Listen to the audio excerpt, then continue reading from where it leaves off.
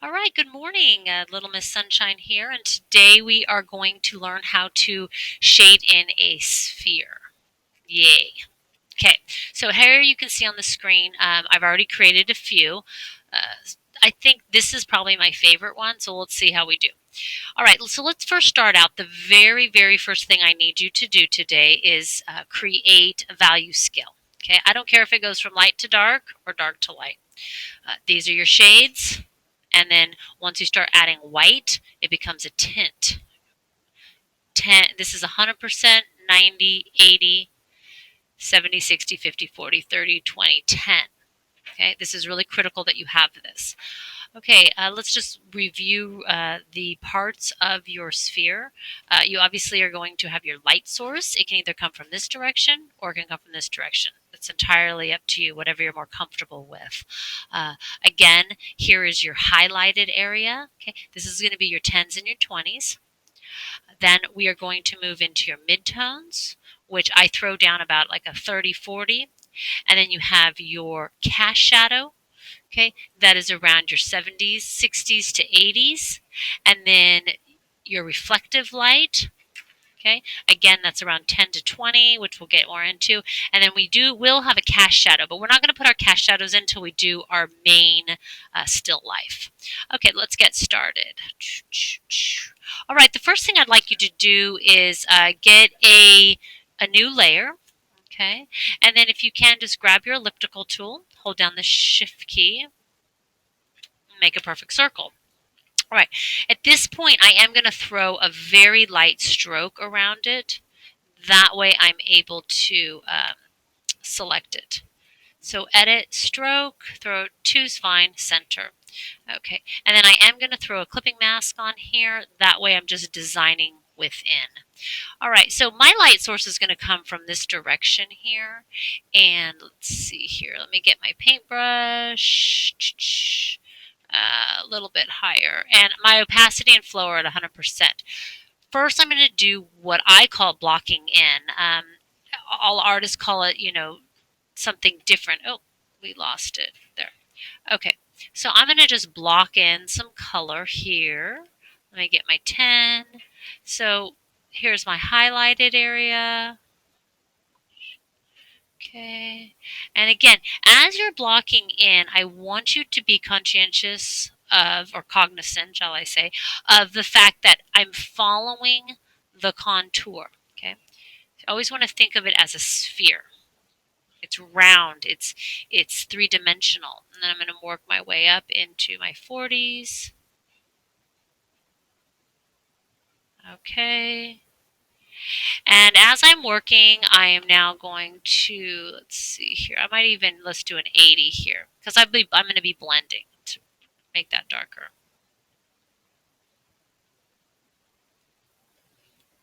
Okay.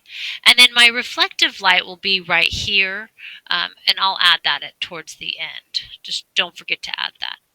Okay, now comes the fun part. I'm going to start blending. Now, as I'm blending, it's just like using a blending stomp. Remember the contour of the shape. So what I like to do when I'm teaching this for you guys is I'm making an extra layer here.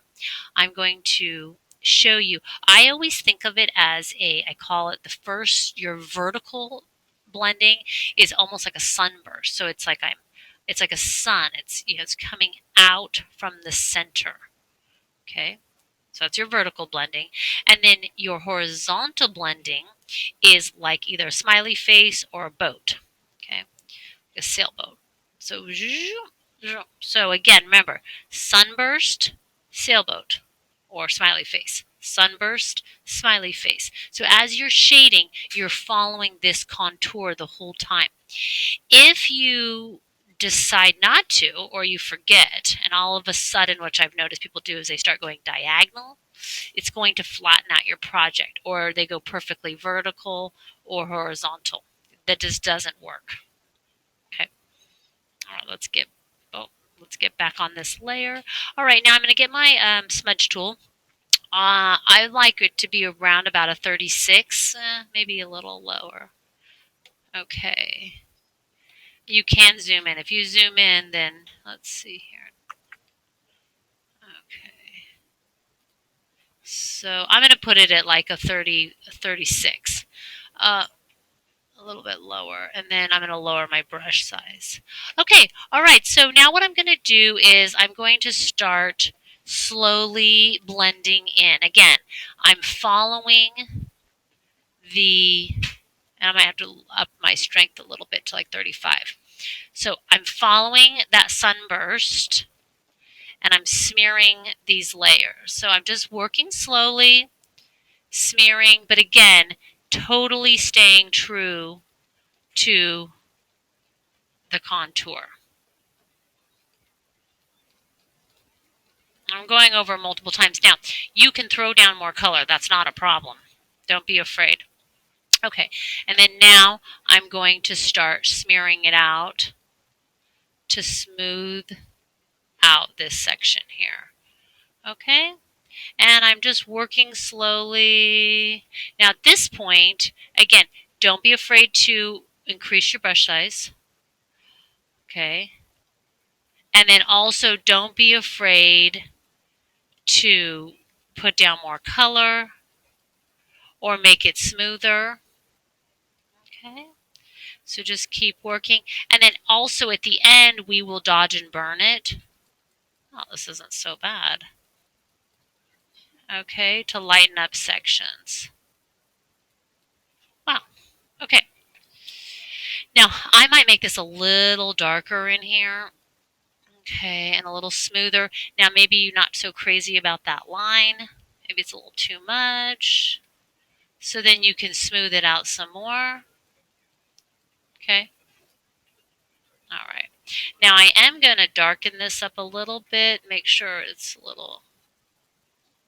And now I'm taking my burn tool and just kind of smoothing it out a little bit more.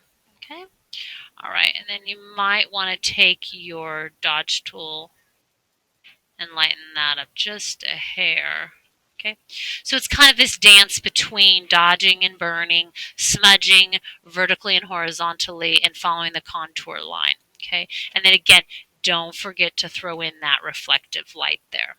Okay, all right, so that's pretty much it in a nutshell. Okay, it's not so bad. Let's look at some of these. That one is, they're not bad. Where's my favorite one? That's my favorite one. Okay. Let's see here. All right. So enjoy yourself. Have fun. Again, it just takes time. You can put down more color if you need to.